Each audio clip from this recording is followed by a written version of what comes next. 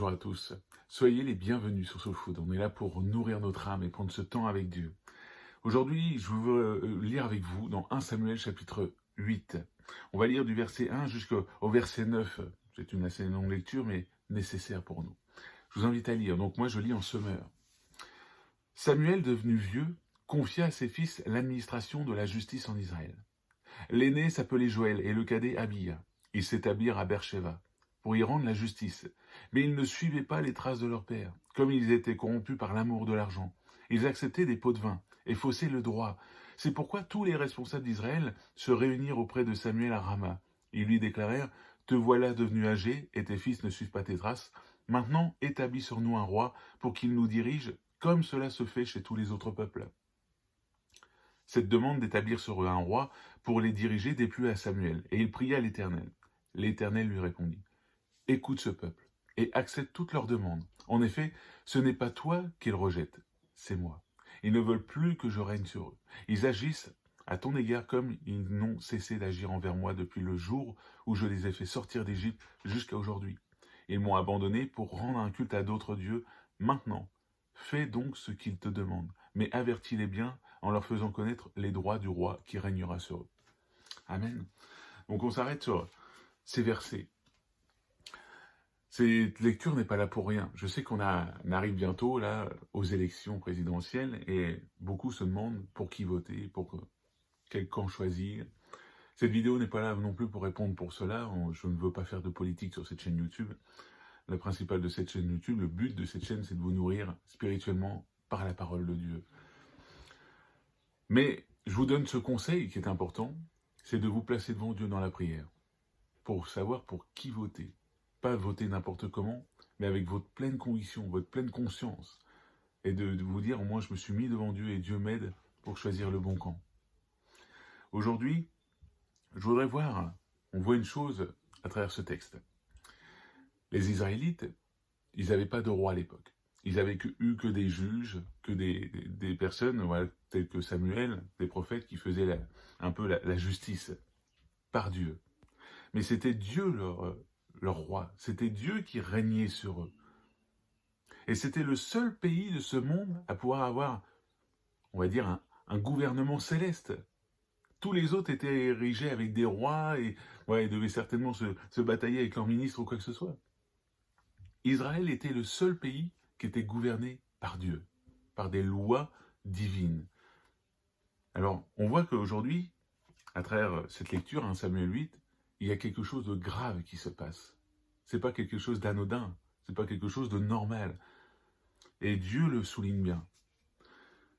Il le dira à Samuel, il dit : « En effet, ce n'est pas toi qu'il rejette, c'est moi. »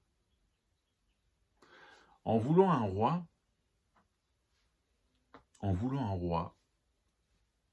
humain, ils ont rejeté Dieu. En gros, limite, ils étaient en train de dire à Dieu, bah, maintenant, merci de nous avoir aidés, maintenant laisse-nous faire, on prend la suite, mets-toi de côté. Et donc, en voulant ce roi, ils ont voulu aussi des nouvelles lois, des nouvelles règles. Donc on voit quelque chose de grave qui est en train de se passer. C'est qu'Israël était en train de rejeter Dieu à travers cette demande. Et ce que je voudrais qu'on retienne à travers cette vidéo aujourd'hui, et je vous invite à lire avec moi dans Matthieu chapitre 6, verset 33, un verset qui est très connu, mais je veux prendre le temps aussi de le lire avec vous. « Faites donc du royaume de Dieu et de ce qui est juste à ses yeux préoccupation première et toutes choses vous seront données en plus. » Mettez le royaume de Dieu en premier dans votre cœur. Voilà pourquoi Israël a rejeté Dieu. Mais Dieu n'a pas rejeté Israël, attention. Voilà pourquoi Israël a rejeté Dieu, c'est parce que Dieu n'avait plus la première place dans leur cœur. On voit que les fils de Samuel, eux, faisaient ce qu'ils voulaient, ils acceptaient les pots de vin, ils commençaient, voilà, littéralement à rejeter toutes les lois de Dieu, ils ne suivaient plus Dieu. Et je pense que c'était aussi dans tout le peuple. On voit à travers la Bible, quand un roi suivait bien Dieu, suivait les règles de Dieu et tout ça, tout allait bien.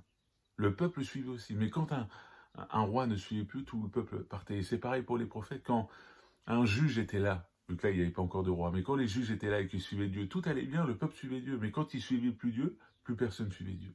Alors là, ils ont demandé un roi. On voit que ce peuple, Israël, a rejeté Dieu. Et pour toi, aujourd'hui, c'est important aussi de poser cette question. Je vois que tout le monde est en train de se tourner vers les présidentielles aujourd'hui, comme si qu'il y a un espoir nouveau allait se lever, que quelque chose allait changer, quelque chose, parce qu'on va élire un nouvel homme ou une nouvelle femme, et là, ça va changer. Si tu veux que dans ta vie ça change, si tu veux que dans ton cœur ça change, il faut que Dieu soit le roi de ton cœur. Il faut que Dieu ait la première place dans ton cœur. Et là, tu verras les choses changer, concrètement. Parce que déjà, premièrement, Dieu changera ton cœur. Il te donnera un esprit nouveau. Ézéchiel 36. Je ne sais pas si vous connaissez ce verset, mais allez le voir. Il te donnera un cœur nouveau, un esprit nouveau, des pensées nouvelles. Aujourd'hui, je t'invite à faire cette prière de dire, Seigneur, sois le roi de mon cœur. Prenez ce chant aussi. Il y a un chant qui existe comme ça. Le roi de mon cœur. Je vous invite à l'écouter. Il est superbe. Et faites cette prière de dire, Seigneur, je ne veux pas te rejeter. Je veux que tu aies la première place dans mon cœur, que mon cœur soit entièrement à toi. Ne mettez pas tout votre espoir dans un homme. On ne sait pas. Voilà, eux-mêmes ont besoin de Dieu. Les candidats présidentiels aujourd'hui, eux-mêmes ont besoin de Dieu. Ce pays, la France, que ce soit un autre pays aussi, n'importe quel pays, tous les pays ont besoin de Dieu. Alors aujourd'hui, comme je vous l'ai dit, je ne suis pas là pour vous dire pour qui voter ou quoi que ce soit, mais ne vous confiez pas en ces hommes ou en ces femmes.